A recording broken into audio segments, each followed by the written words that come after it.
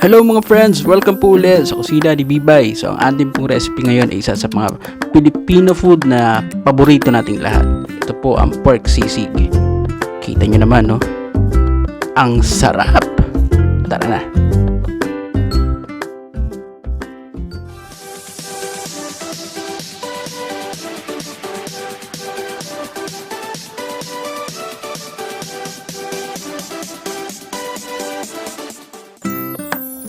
Dito po gumamit kami ng pork liempo saka po tenga ng baboy. So for the complete recipe, paki-check lang po ang ating description box. Gumamit din po pala tayo dito ng atay ng manok. So tandem sila. Baboy, manok, tandem.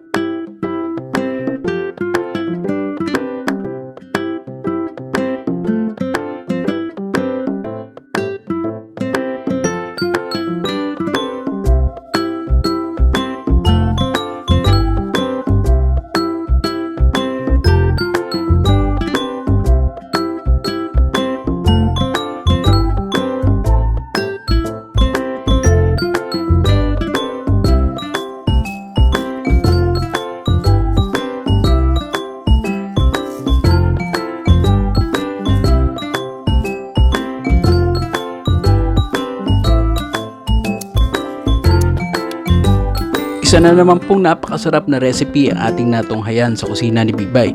So tamang-tama po itong pulutan sa mga manginginom dyan. Pwede ring ulam.